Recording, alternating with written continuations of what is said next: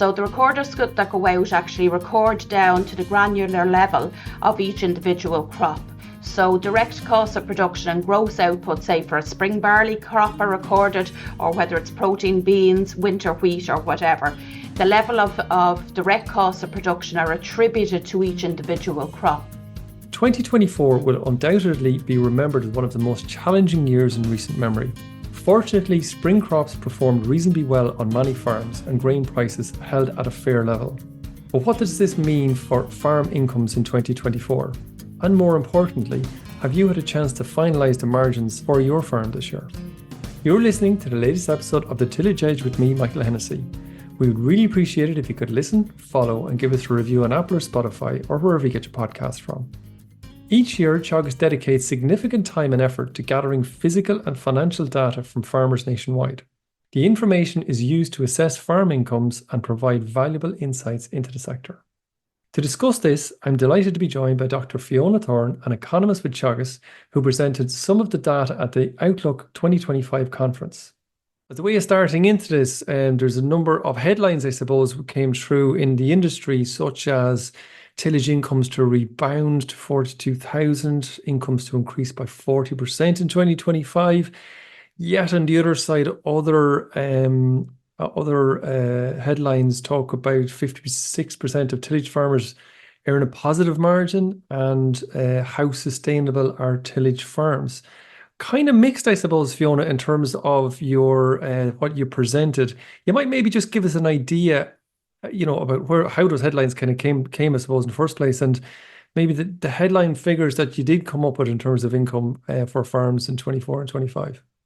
So just by way of a bit of background, the Outlook presentation is something that colleagues of mine in Teagasc and myself do twice a year. And the main presentation is the Outlook, which we present for the coming year, usually the end of November, beginning of December each year. So those headlines that you're talking about there, Michael, refer to the Outlook for 2025, which we presented at our annual conference here in Ashtown just last week. So those headline figures that made the newspapers, I always say the devil is in the detail, and you need to dig behind those figures to get the full picture. So what you're talking about there, Michael, is the presentation that I presented for cereals, which provided an estimate for 2024 for margins and incomes on tillage farms, and the outlook or the forecast for 2025. So those headlines in themselves, if you read them just in themselves, you think that this is a very good news story for specialist tillage farms in Ireland. But when you dig behind that, you need to remember the base year which we're comparing ourselves against. So if we remember back to 2023, if we want to remember back to there, because it really was an annus horribilis for tillage farmers, and I'm married to one of them myself out in North County Dublin, so it really was one of the worst years in living memory with regards to income levels on specialist tillage farms. So the Teagasc National Farm Survey provided us figures for 2023, and income levels were approximately €21,000 in 2023, and as I say, that really was the lowest income in living memory. And then for the Outlook conference, what we do then is we provide an estimate for the year that's just gone out. So that's for the year 2024. And those 2024 figures showed that we estimate that there was a 40% increase in family farm income for specialist tillage farms. And then a forecast for 2025 is that income will rebound again in 2025. But I have to keep stressing the year that we're comparing ourselves against, which was 2023. So those figures for 2024 giving us a family farm income of €30,000, and then for 2025, assuming that we have normal weather conditions and everything goes ahead hunky-dory between now and harvest 2025, we're talking about a family farm income of just north of €40,000. But both of those figures for 2024 and 2025 still lie below the 5-year average. So as I say, the headline news figures might look good, paint a rosy picture for specialist tillage farms, but when you dig behind that detail, we're still lying well below the 5-year average. So you're going from 21 to 30 to 42, and obviously the 30 and 42 and 24 and 25, they're estimates. But I suppose many farmers, Fiona, might be thinking that listening to this, well, that doesn't really reflect my reality. So you might just maybe take a little step back and give listeners an idea about how you actually come up with those figures. What's the baseline? Where do you start from to try and work through to kind of get those estimate figures? Yeah, good question, Michael, because that is coming up time and time again now because of the volatility that we're witnessing in all sectors in agriculture. That average, people are saying, hold on here, that average doesn't really reflect my situation. But just to let you know how we do it. So we start off with National Farm Survey data for 2023. So we have farm recorders that go out to a sample of about 80 or 90 specialist tillage farms in the country, and they are selected through a stratified random sample based on information that the Central Statistics Office give us. And those individual farms are then weighted up to our population of specialist tillage farms, which the CSO tells us is representative of just about over 6,000 farms. So the recorders then, they go through meticulous detail, do they? The financial details, how much they spent on fertilizer, how much grain was worth. Is that what happens? Yeah. So in Ireland, we have a very unique situation in that the recorders actually go out to farm level to collect this information. The sister survey of this that's carried out in other European countries doesn't go to the level of detail that we do actually in the Irish survey. So the recorders that go out actually record down to the granular level of each individual crop. So direct costs of production and gross output, say for a spring barley crop, are recorded, or whether it's protein beans, winter wheat, or whatever. The level of direct costs of production are attributed to each individual crop. And then we have overhead costs on the farm, and we attribute them out then to the individual enterprises. So yes, Michael, you're right. The recorders go out and collect that information at farm level, down to the individual enterprise level, not at the whole farm level, which is done across Europe. So we are fortunate to have that level of detail for our tillage farms here in Ireland. So just in terms of that, and you said farms are relatively representative. Now, from a tillage farmer point of view, there's a lot of farmers out there have quite a bit of rented land. Is that all included, or is there a number of farmers in there that would represent that cohort of farmers? So Michael, like the average farm is not going to represent any individual farmer that's out there, okay? And just to give you a picture of what we're talking about, that average farmer, when we put together all of those 80 farms, which are representative then of the over 6,000 farms, the average specialist tillage farm has about 70 hectares on the farm. It'll be representative of mostly the biggest crop will be spring barley, because it's the most dominant crop that we have still here in Ireland. A lot of it will be owned land and not rented land, because it's the average farmer that we're talking about here in this situation. But that's the average. And behind that average then is the full distribution of farms, which the CSO tell us is representative of the distribution of farms that are out there. So those farms on one end of the spectrum, which are heavily reliant on rented land, maybe very highly mechanised, maybe focused on winter crops in certain sides of the country, they will be representative. But when they might be within the sample, but their weighting will be different to other farms which are in the sample, because what we want to do is to be representative of all farms within the distribution. So those farms that you talk about there, Michael, say that have a large amount of rented land in the system, they might be representative of a large amount of the output that is produced nationally, but in terms of number of farms, it would be less. When you were doing up your figures then in terms of estimates for 24 and 25, would I be right in saying that you take the data, that real data, because that's exactly what it is. It's not an estimate, it's actual data from, say, 23. And then you adjust the figures based on the fertilizer that's used in spring barley or winter wheat or spring wheat or whatever it happens to be. And you adjust that fertilizer figure based on what we reckon was the price paid for or estimated paid for in 24. Is that how it works? Yeah, that's it. So like we have what we say price and volume change coefficients on both the input side and the output side. So take the cost of production to start with, both direct costs of production and our overhead costs, and talk say about fertilizer, seed costs. We do a price change on it and we do a volume change on it. So the fertilizer in itself on a crop basis, on a volume side, mightn't change that much from one year to the next because we know that there's a certain requirement of fertilizer that needs to go on to grow, whether it's your spring barley crop or your winter wheat crop. But on an aggregate basis, we do take into account that shift between winter and spring crops in an individual year. And of course, we know the year that we've just gone through, 2024, there was a large shift because of the weather conditions between winter in favour of the spring crops. And that is taken into account at a whole farm level, the amount of fertiliser that's applied because of different cropping systems. So that's on the volume side. And then on the price side, what we do is we look at data from the Central Statistics Office, which gives us information up until September, October of the year that we're in, looking at price changes. Now, we don't take those CSO figures just for Batham on their own. We also do a lot of consultations, both at farm level with our advisors, yourself, Michael, and other specialist tillage advisors, but also at stakeholder level, wider industry level, to sense check those price and volume change coefficients. So that's on the cost of production side, and we do something similar then on the output side. We take data from the harvest report from the Teagasc advisory side to get a handle on how yields have changed from one year to the next, and then look at prices of cereals and how they've changed from one year to the next.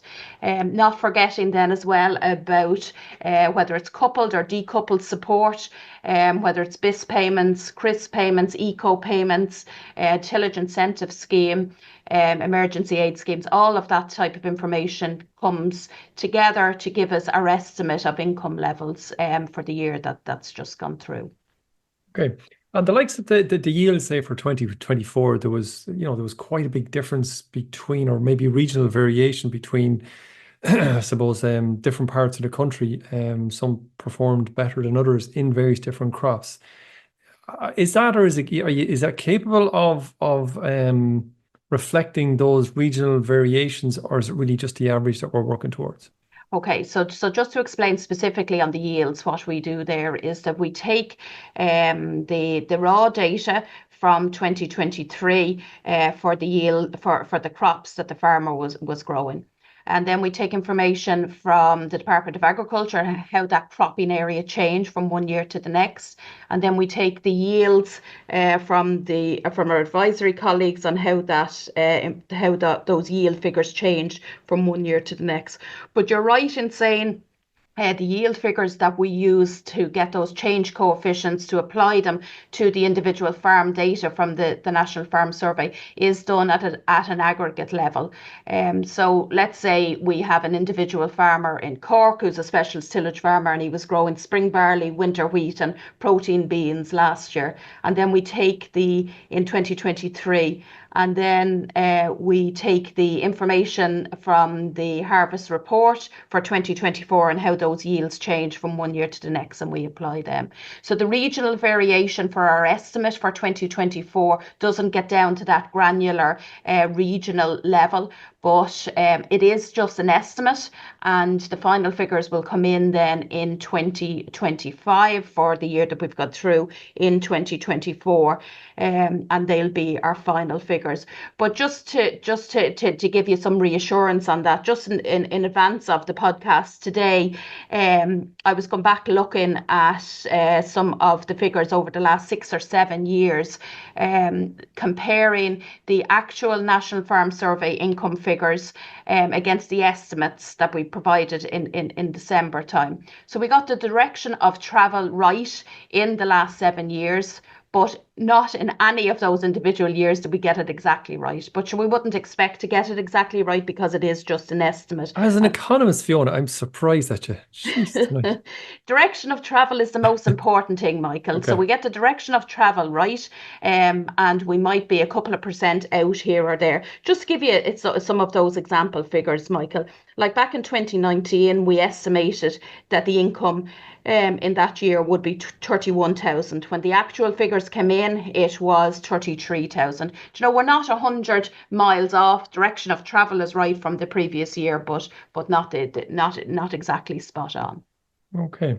And just in terms of accuracy and being spot on or not spot on, just again, just going back thinking about the National Farm Survey going out to a farmer, and I certainly, as I know it, the way to go out and take all those figures, and that farmer will then get a report back to give the farmer his own individual or their own individual financial analysis for the year.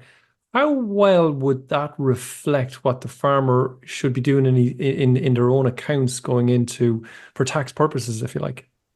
Okay, so what we always say about the National Farm Survey is that it's the actual information of what's happening on the ground on an individual year. The direction of travel will be right between will be right between the audited accounts for taxation purposes, but these are management data that we are using for the National Farm Survey. So we wouldn't expect them to line up exactly right. I'll just give you one example of that, Michael, is say the protein aid payment. The protein aid payment might be split between 24 and 25, depending on when it's paid out from the Department of Agriculture. So what we do in the National Farm Survey is that we attribute it to the year that the crop was grown. Now that type of nuances won't be picked up, say in your audited accounts, but by the accountant. So one is for taxation purposes, and the other is for management purposes. Sure, sure, but it is that level of accuracy, I suppose, that is there Absolutely, in the yes. National Farm Survey for Yeah, sure. yeah. So, on your predictions for 2025, you were saying that the predictions would estimate that farmers' incomes will increase back more, maybe towards the 5-year average of something like 42,000. What sort of assumptions, underlying assumptions, are you making on that in comparison to 24? The caveat around all of this for the year that we're coming into is that it is a forecast, and it's the best information that we have at the time when we're going to print. But out of all of the commodities and sectors that we looked at the Outlook conference, I always say for the tillage sector in particular, there's a big health warning around those forecasts. And in no individual year would I say I'm doing this exercise for the last 22 years in Teagasc, and never did I get the yields exactly right, or never did I get the prices exactly right. But you'd say I wouldn't be doing this job if I could get it exactly right. I'd be off playing the futures market somewhere else. But look, at the best information that we have at the time when we're doing this report is that we assume that trend yields will happen. So if we assume trend yields for next year, that would mean that output volume would increase across the board. So yields in 2024 were still below trend, and coupled with the increase in winter plantings that we've seen around the country, that will mean an increase in output volume. On the price side, the best information that we have at the time of writing is looking at the futures market. And when I looked at that the week before writing the paper, the futures market for next harvest compared to the harvest just gone out was showing a 5% increase in harvest prices, futures prices for harvest 2025.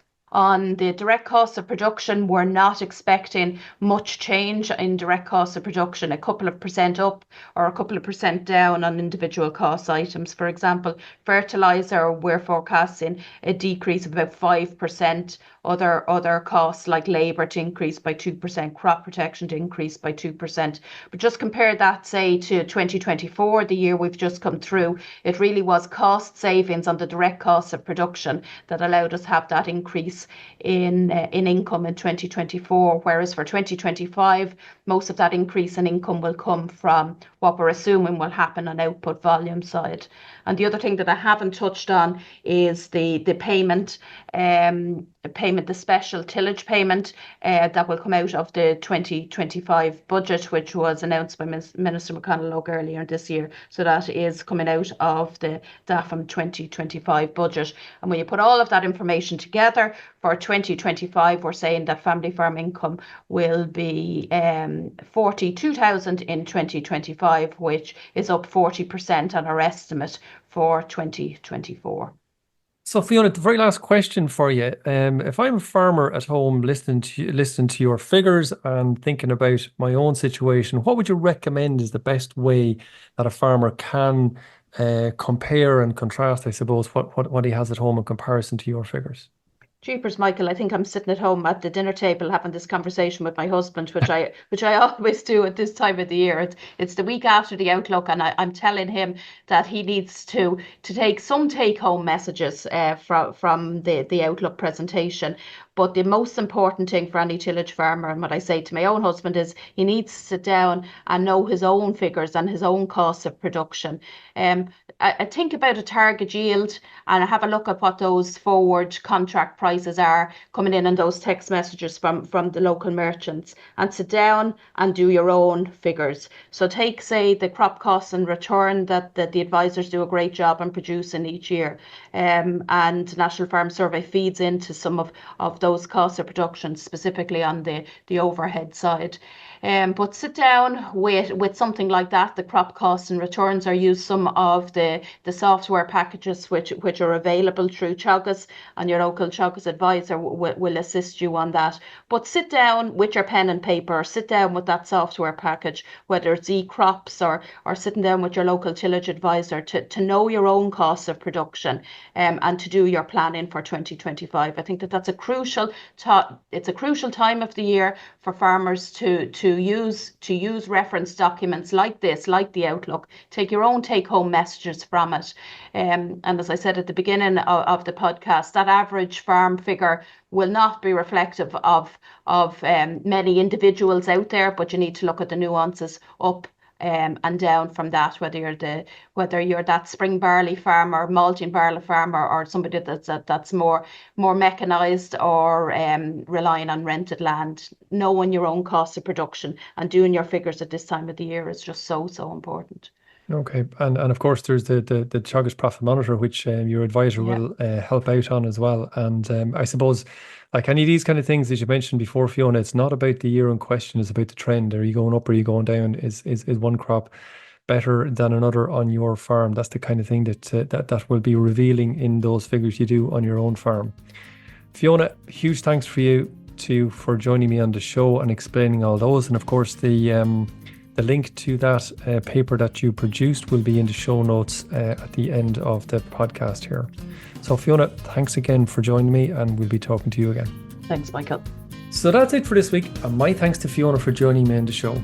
Join me over the next few weeks as I speak to a range of experts about succession planning on farms. These episodes will help guide you through the entire process, from starting the conversation right through to understanding tax implications and drafting collaboration arrangements. So finally, if you enjoyed the podcast, then recommend it to a friend or colleague, and as always, rate, review and follow on Apple or Spotify so you never miss an episode.